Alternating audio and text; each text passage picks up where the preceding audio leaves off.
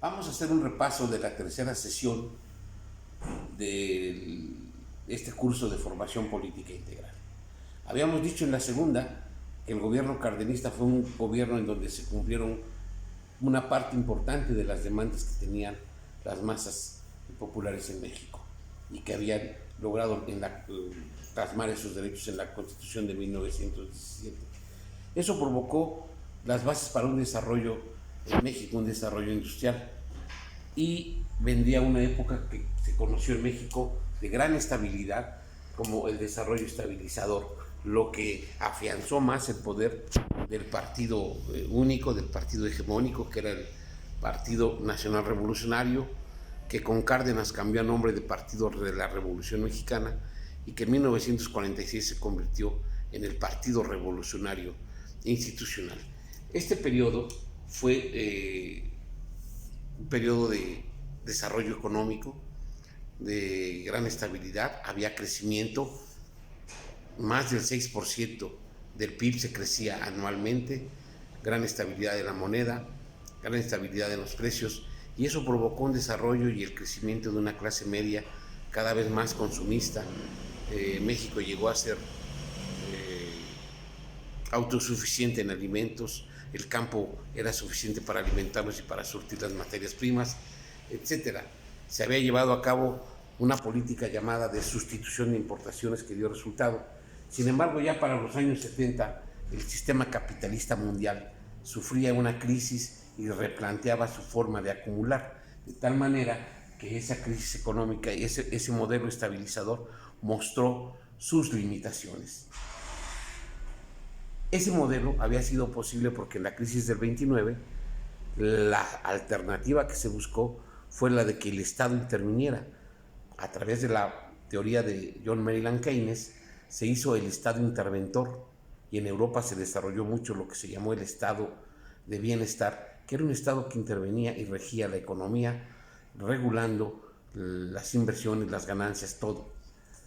Sin embargo, este modelo en los años 70, ante la necesidad del capital de aumentar su tasa de ganancias y ante los límites que ya mostraba este terreno, que empezó a hacer una inflación, que empezó a hacer crecimiento de deuda externa, lo que consideraban un gasto social excesivo, un déficit fiscal importante. Entonces eso entró en crisis, además de que los precios internacionales del petróleo cambiaron, y eso metió al sistema capitalista en una crisis y tuvo que replantear de cómo mantener su tasa o aumentar su tasa de ganancia.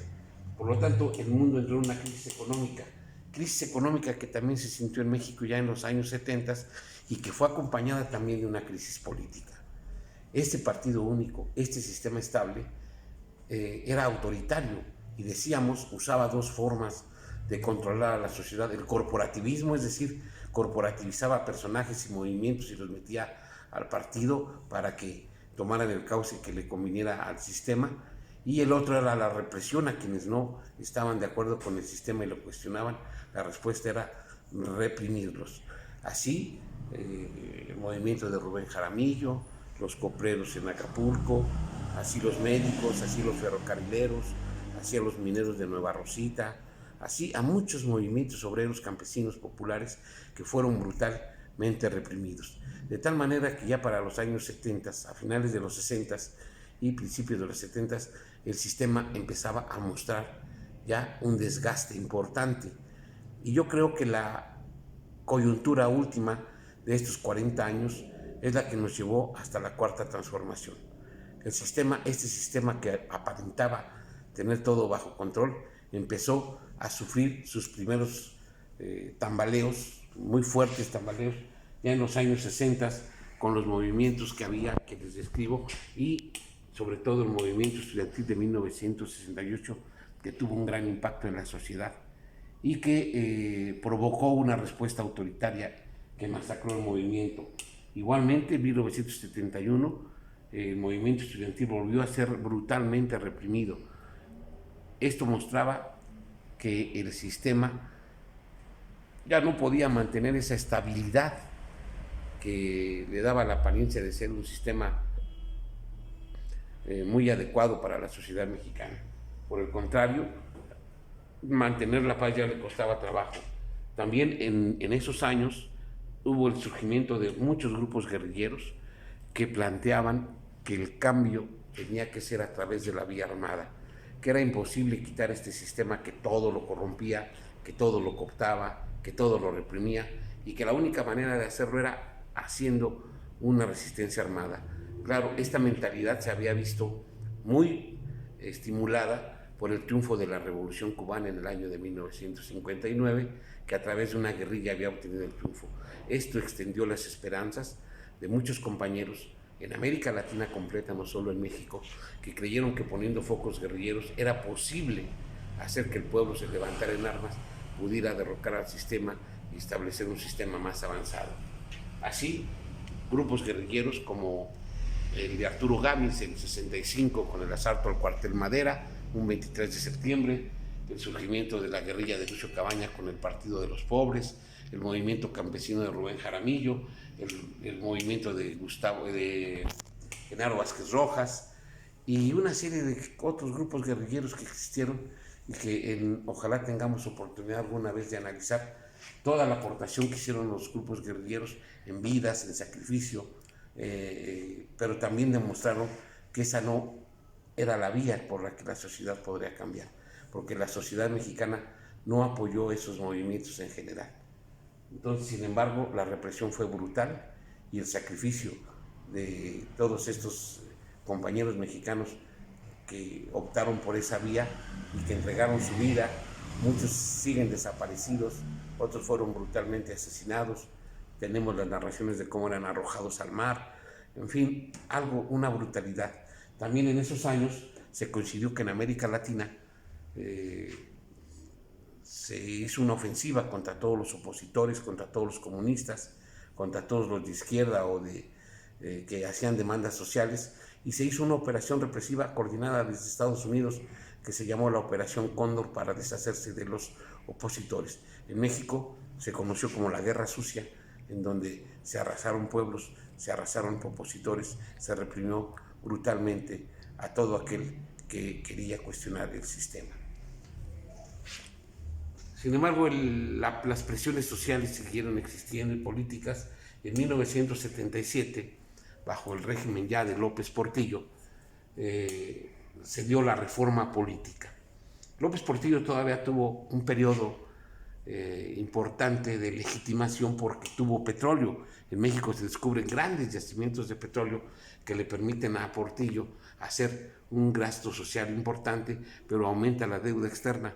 Y al final de su sexenio, cuando se caen los precios del petróleo y hay una crisis del presupuesto, viene otra crisis, otra gran crisis económica en el año de 1982. Pero López Portillo hace una propuesta política de hacer una reforma e integrar en un intento del sistema por encauzar el descontento a la vía electoral, hace la reforma política y registra 3 nuevos partidos, al PST, Partido Socialista de los Trabajadores, al Partido Comunista Mexicano y al Partido Demócrata Mexicano. El PST era un partido que había surgido en 1976 ligado a Luis Echeverría Álvarez, y aunque tenía el apellido de socialista, siempre estuvo ligado a este grupo de Luis Echeverría y siempre estuvo afín al sistema. El viejo Partido Comunista, que como ya dijimos, había surgido en 1919 al amparo de la Revolución Rusa y que había dado grandes luchas en los sectores campesinos, populares y obrero, y había sido catalizador de muchas de estas luchas y que había estado proscrito. Por cierto, este partido, aún prohibido, lanzó una campaña en 1976 a la presidencia de la República, lanzó a Valentín Campa, un viejo líder ferrocarrilero, y logró, aún siendo un partido proscrito que no apareció en las boletas, Valentín Campa obtuvo 1 millón de votos. Esto fue una verdadera hazaña y mostraba que la sociedad mexicana podía apoyar las opciones del Partido Comunista encaminadas a la lucha por una democracia social avanzada. El Partido Demócrata Mexicano, que daba cuerpo a el resto de los cristeros, lo que quedaba de los cristeros, una serie de organizaciones e individuos identificados con la Iglesia Católica y con las posiciones más reaccionarias, incluso más a la derecha que el PAN, el Partido Demócrata Mexicano. Esta reforma política provocó que ya en la legislatura hubiera una fracción de izquierda, propiamente de izquierda, que empezó a hacer una serie de demandas por democracia, por salarios justos, por derechos sociales. Esto va a alimentar mucho lo que hoy es la Cuarta Transformación, porque vamos a ver que esta corriente del Partido Comunista y también el PST, ¿por qué digo el PST? Miren, el PST ustedes van a recordar nombres. Quienes fueron sus formadores fue Aguilar Talamantes, Jesús Ortega, Graco Ramírez,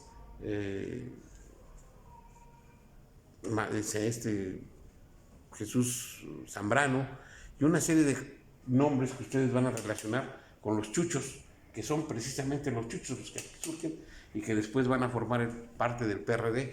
Entonces estos tres partidos que entraron hicieron ya un congreso con grupos opositores. Sin embargo, la crisis económica al final del sexenio de López Portillo genera en México una respuesta.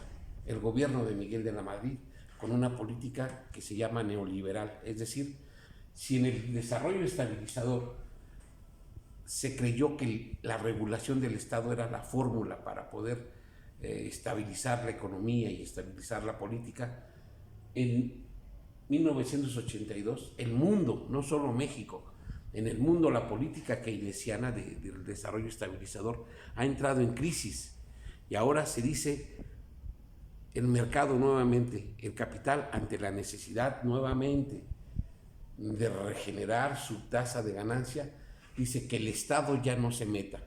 Entonces esto que provocó el desarrollo estabilizador ya no funciona. El Estado debe salirse de la economía, privatizar todo y dedicarse solamente a poner reglas claras y favorables al capital para que la sociedad progrese. Y esa es la respuesta que se empieza a dar en el mundo y en México en particular a partir de 1982. Una política conocida como la política neoliberal, donde al Estado se le hace a un lado y el mercado es el que se apodera de toda la economía. Claro, esta política también va a mostrar toda su incapacidad para poder repartir la riqueza y lo que va a provocar es la concentración enorme de la riqueza en unas cuantas manos. Esto empezó en 1982, entonces se dio a nivel internacional lo que se llamó el Consenso de Washington de imponer gobiernos neoliberales en toda América Latina. Y esa fue la época de los gobiernos neoliberales. Esto en México provoca el surgimiento de una corriente dentro del partido, porque al promover esta política neoliberal, el PRI estaba contradiciendo toda la declaración de principios y los objetivos que desea tener. Entonces aquellos viejos nacionalistas partidarios del desarrollo estabilizador formaron dentro del PRI, al inconformarse con lo que hacía Miguel de la Madrid, formaron la corriente democratizadora, ¿sí? Entonces ya el PRI empezaba a sufrir una fractura interna. Otro acontecimiento que alimentó las luchas populares fue los sismos del 85, que hicieron surgir a organizaciones populares que demandaban vivienda, que demandaban la reconstrucción de sus viviendas, la dotación de viviendas de los damnificados de esos sismos. Entonces ya tenemos aquí todo el escenario para que, una vez con la corriente democratizadora que dentro del PRI hizo una oposición y se opusieron a que Miguel de la Madrid nombrara a su sucesor. Pidieron que se democratizara y que ya no hubiera la política del tapado, que era aquel que el presidente designaba como su sucesor. Ahora ellos pidieron que fueran las bases priistas las que decidieran quién debía ser su candidato y lanzaron como su precandidato a Cuauhtémoc Cárdenas. Pero el PRI cerró sus estructuras y no permitió que esta corriente hiciera la propuesta de Cuauhtémoc Cárdenas y esta corriente tuvo que salirse del PRI, pero con una gran base social del partido. Se salieron estos integrantes de la corriente democratizadora y junto con ellos gran parte de la base social del PRI. Se salieron y formaron el Frente Democrático nacional, junto con otros partidos como el PCT, el Partido del Frente Cardenista, que era una decisión del PCT, el Partido Mexicano Socialista, que era el antiguo Partido Comunista, que en 82 se había convertido en PSUM, y en 87 en Partido Mexicano Socialista. Se apoyó la candidatura de Cuauhtémoc Cárdenas y se formó el Frente Democrático Nacional, que sostuvo a Cuauhtémoc Cárdenas como su candidato en contra de Salinas de Gortari, que fue el candidato oficial. Vino la elección del 88 y ante la andanada de votos del pueblo en favor de Cuauhtémoc Cárdenas, tuvieron que tirar el sistema de cómputo, se cayó el sistema, se apagó el sistema, no se supo en varias horas de él, nunca se supo con certeza el resultado de 55,000 casillas, y cuando volvió el sistema, el cómputo ya iba en favor de Carlos Salinas de Gortari. Manuel Bartlett, actual director de la CFE, podría darnos una cátedra sobre qué sucedió en esos años. Entonces, se consumó un gran fraude electoral que indignó a la sociedad y vinieron grandes movilizaciones pidiendo que se abrieran las casillas, pidiendo el voto por voto, casilla por casilla. Todas estas fuerzas decidieron en el año de 1989, el 5 de febrero, para dar la lucha electoral y para democratizar a México, formar un partido, el Partido de la Revolución Democrática. Esto fue posible gracias a toda esta corriente democratizadora y a las fuerzas de izquierda que se juntaron junto con la corriente democratizadora del PRI y dieron origen al PRD. Un hecho que en esos años también conmovió al mundo entero y enmarcó todos estos cambios y estos acontecimientos fue la caída de la poderosa URSS, la caída del muro de Berlín. Después de 1945, la guerra mundial, el mundo había quedado dividido en dos: el mundo capitalista liderado por Estados Unidos y el mundo socialista liderado por la URSS. Este sistema, con grandes limitaciones económicas, que no pudo superar, grandes contradicciones y también grandes contradicciones sociales y de libertades democráticas que no pudo superar en sus sociedades, y además agredido por las fuerzas reaccionarias del capitalismo y de la Iglesia Católica, empezó a mostrar ya graves problemas a finales de los años 70 y ya en los 80, a finales de los 80, finalmente la URSS cae. Era impresionante ver a las masas derrumbando estatuas de Lenin o arrastrando a gobernantes para fusilarlos, y esto va a ser un golpe ideológico y político muy grave para las fuerzas de izquierda en el mundo. Estas fuerzas de izquierda tienen que replantear una serie de objetivos en sus propios países, y aquí el Partido Comunista, el Partido Mexicano Socialista, va a plantear una lucha por la democracia y por la conquista de los derechos sociales, que ya venía planteando desde años antes, pero ahora este replanteamiento ideológico les permite juntarse con la corriente democratizadora y formar el PRD para poder dar una lucha por la democracia electoral. Esta lucha va en los próximos años, después del 89, va a ser una lucha feroz, municipio por municipio, se pelea todas las elecciones, se pelea contra el fraude electoral en muchos estados, y la respuesta del gobierno también va a ser represiva y de no permitirle al PRD obtener ningún triunfo electoral, más que algunos pequeños triunfos en algunos municipios, pero a costa de 650 muertos tan solo del partido. ¿Sí? Salinas de Gortari, para poderse sostener en el poder ante todo el descontento popular, incluso el PAN había estado en un inicio en contra de la presidencia de Salinas, pero el gobierno de Salinas hace un pacto con el PAN en aquellas famosas concertaciones, donde se compromete a reconocerle algunos triunfos con tal de que legitime a Salinas y lo apoye. Y dado que la política económica de Salinas satisfacía al PAN, pues le fue fácil hacer las concertaciones a través de Diego Fernández de Ceballos, que incluso propone que se quemen las boletas del 88 para que se acaben las evidencias del fraude. Este pacto con el PAN le permite a Salinas tener mayor margen de maniobra y atacar a las fuerzas progresistas agrupadas entonces en el PRD. En esa lucha, en esos acontecimientos, va a surgir ahí, exactamente en esos años, la figura de Andrés Manuel López Obrador, un dirigente tabasqueño que había organizado a las comunidades para reclamar sus derechos y que en 1989 fue candidato a gobernador en Tabasco. Le cometieron un gran fraude y él organizó una gran movilización, trayendo a miles de tabasqueños en marcha desde Tabasco hasta la Ciudad de México, en lo que se conoció como el Éxodo por la Democracia. Ahí se empezó a conocer a este joven dirigente que siguió trabajando afanosamente en Tabasco y que para el año de 1995 nuevamente lanzó su candidatura a la gubernatura y nuevamente le cometieron un fraude en Tabasco. Ahora fue Roberto Madrazo el que le cometió el fraude electoral.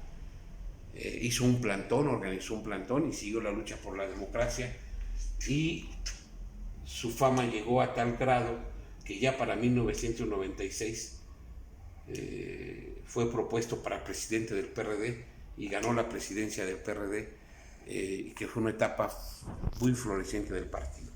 En esos años también el sistema se desgastaba tanto ya que no solo hacía fraudes electorales, recurría al asesinato, sino dentro del propio grupo gobernante hubo rupturas y se llegó al asesinato de Luis Donaldo Colosio, de Francisco Ruiz Massieu, y surgió también un movimiento que en esa época despertó grandes expectativas y grandes esperanzas en los sectores de izquierda mexicana, que fue el levantamiento armado del Ejército Zapatista de Liberación Nacional.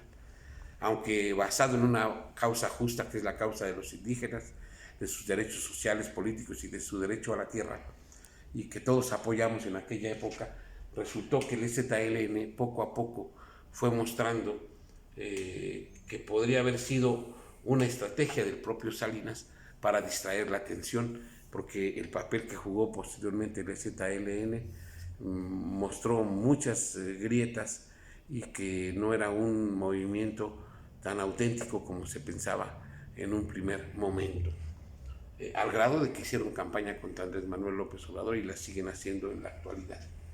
¿Sí? En 1996, decíamos, AMLO fue presidente y en su presidencia se logró el triunfo en la capital. Cuauhtémoc Cárdenas gana la jefatura de gobierno. El PRD empieza a tener reconocimiento de sus triunfos. Ya había pasado la elección de Zedillo, ya había pasado la segunda candidatura de Cárdenas a la presidencia, y ahora ganábamos la jefatura de gobierno, que era un trampolín importante para poder hacer avanzar la lucha por la democracia.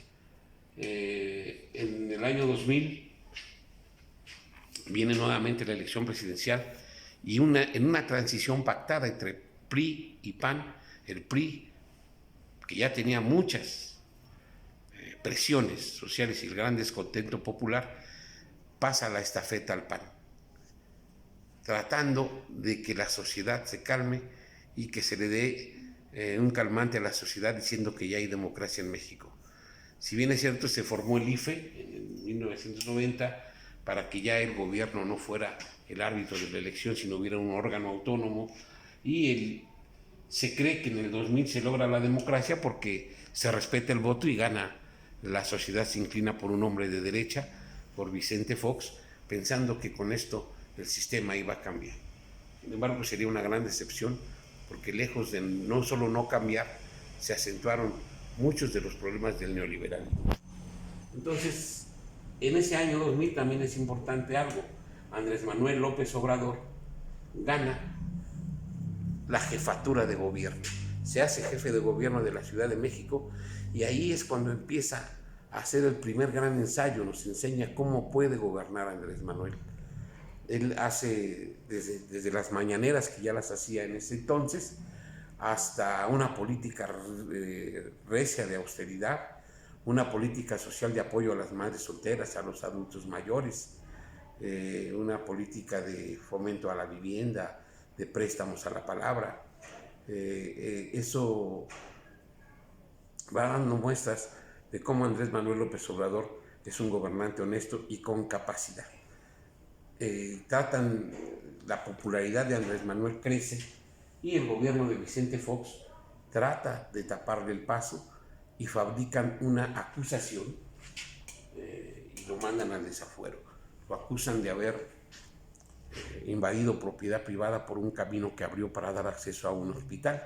Se descubriría más adelante que el que se decía dueño de ahí y que reclamó ese, pues no era cierto, habían falsificado escrituras, habían hecho una serie de triquiñuelas, pero en el momento bastó esa acusación para mandarlo a la Cámara de Diputados y nuestros democráticos diputados pues decidieron el desafuero de Andrés Manuel.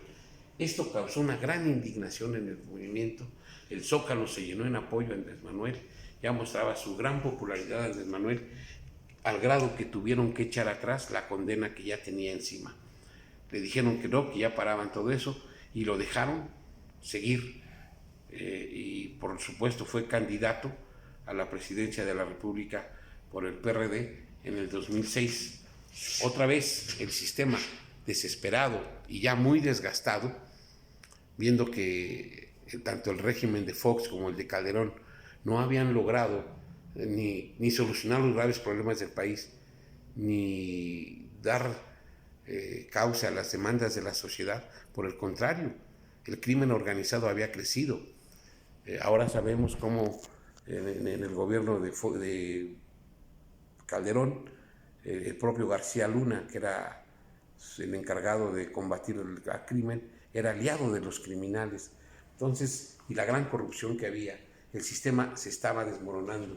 En 2006 se vuelve a cometer un fraude para que Andrés Manuel no gane la elección, se impone a Calderón, otra vez se tiene que recurrir al fraude del sistema para poderse sostener, y ante el gran fraude electoral se organiza un plantón y se decide formar la Asamblea Nacional Democrática y el gobierno legítimo y la Asamblea Nacional Democrática, como forma de ir organizando a la gente. El movimiento va tomando organización, va habiendo una resistencia contra el gobierno de Felipe Calderón, y encontramos que en 2008 hay un intento por privatizar los energéticos en México, la gran reforma de Pemex, la gran reforma energética, y Andrés Manuel convoca a la resistencia y a echar abajo esta iniciativa de Felipe Calderón, y se da un gran movimiento contra la reforma energética. Recordemos, se hizo famoso por las Adelitas y por todos los grupos que se organizaron para evitar esta reforma energética, a la que se le logró poner un freno. Pero esto demostraba ya la existencia de un gran movimiento. Este movimiento lo hace Andrés Manuel incluso a contrapelo de los dirigentes o de muchos de los dirigentes del PRD, que no querían llevar esa confrontación. Entonces ahí ya se muestran las desavenencias que hay con algunos dirigentes del PRD, sobre todo los chuchos. Pero aquí pasa algo importante. Precisamente con este impulso de la lucha popular de Andrés y de muchos compañeros de la izquierda, se lanza la candidatura de Alejandro Encinas, un hombre de izquierda, para que dirija el partido y el partido sea el reflejo de toda esta lucha, e impulse esta lucha y sea un partido que vaya a la vanguardia de las luchas del pueblo. Aunque en los votos gana la elección, compite contra Jesús Ortega. El tribunal interviene y el triunfo de Alejandro Encinas lo cambia, lo voltea y se lo da a Jesús Ortega, el Tribunal Federal. Ahí se pierde el partido. Ahí es la última oportunidad que tuvo el PRD de convertirse en el partido que fuera al frente de las luchas del pueblo. Porque los chuchos se dedican a pactar, a pactar con el gobierno, a llevar una negociación y a irse tranquilos. Por eso ellos no dan apoyo decidido a la lucha contra la reforma energética. ¿Sí? Al sentir esto, Andrés Manuel funda una asociación civil para que su movimiento tenga cauce, ya que no lo tiene dentro del PRD. En 2010 se funda Morena como asociación civil. Entonces ya Morena como asociación civil se convierte en una fuerza importante, una fuerza social importante, en un movimiento importante. Viene la candidatura nuevamente en 2012 de Andrés Manuel, del PRD, y ya Andrés Manuel apoyado también por este movimiento social que es Morena, y nuevamente se da el fraude electoral. Se da el fraude electoral a través de las tarjetas Monex, de las tarjetas Soriana, y ahora se sabe cómo llegaron fondos multimillonarios por los sobornos de Odebrecht y por dinero ilegal que entró en la campaña. El INE estuvo informado de todo ello. Las pruebas se mostraron de cómo excedió los gastos de campaña, de cómo hicieron triangulación con dinero sucio y con dinero del erario. Y aunque el INE tuvo todas las pruebas, dijo no tener capacidad legal para poder proceder y le dio el triunfo a Peña Nieto cuando lo legal era haberlo desconocido por haber violado todas las leyes electorales. Es otro fraude electoral que se le comete a Andrés Manuel. La situación es difícil para el movimiento por tantas derrotas, por tantas burlas, pero también es difícil para el sistema, que ya no tiene cómo poder justificar su estancia en el poder ante el amplio descontento de la sociedad. La sociedad ya no cree ni en el INE, ya no cree ni en el gobierno, ya no cree en la sociedad, hay un gran descontento. La corrupción impera por todos lados. El gobierno de Peña Nieto va a ser verdaderamente catastrófico. Se va consolidando este movimiento de Morena. Después del fraude de 2012 y ante la actitud de los miembros del partido, de los dirigentes del partido, de dejar solo a Andrés Manuel en la derrota y en la campaña, Andrés Manuel decide salirse del PRD porque dice que se va a dedicar a darle cuerpo al movimiento social que es Morena.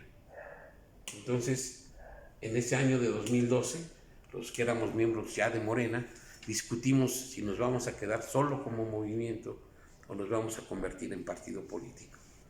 Y a través de esa discusión amplia, democrática de todos los miembros, se decide por amplísima mayoría que no dejemos de ser movimiento, pero que nos convirtamos también en partido político para poder competir en las elecciones por la presidencia y darle un gran impulso a la lucha por la democracia en México.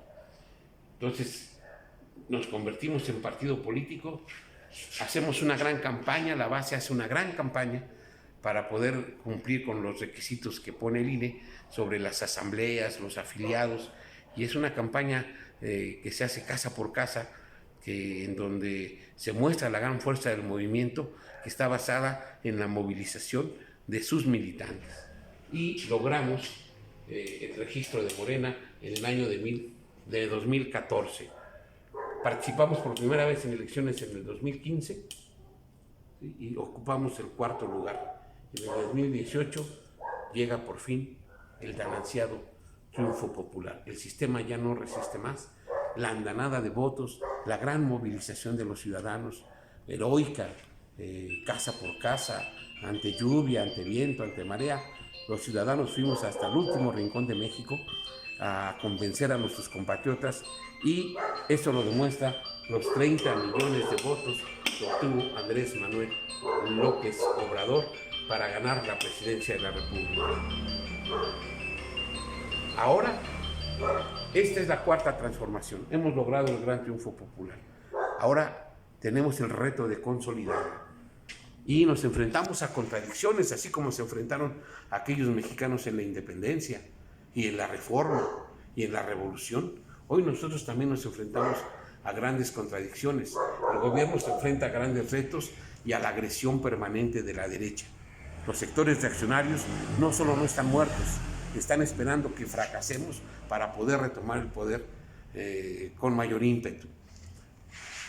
Por eso el reto que tenemos es que la cuarta transformación triunfe y que aún después de López Obrador continúe. Y esto solo lo puede garantizar un partido bien organizado, un partido democrático, realmente democrático, que supere sus contradicciones.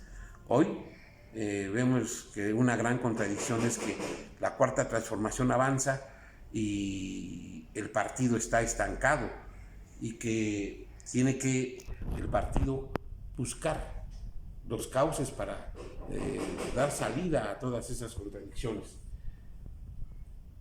Hoy hay una crisis de Morena, marcada por su crecimiento desmesurado y por una crisis de la dirección, que no han logrado los dirigentes ponerse de acuerdo para poder estabilizar el desarrollo del partido. Necesitamos ser un partido democrático, aprender a discutir, aprender a respetar nuestros estatutos, aprender a respetarnos y a tolerarnos, porque traemos tradiciones y vicios que debemos, eso es parte de nuestras contradicciones, que debemos superar. Y eso solo lo haremos desarrollando la conciencia, desaprendiendo lo que ya aprendimos, que fueron muchas malas mañas en la política. Hoy tenemos que ser honestos, democráticos, tolerantes y abiertos si queremos avanzar en la Cuarta Transformación.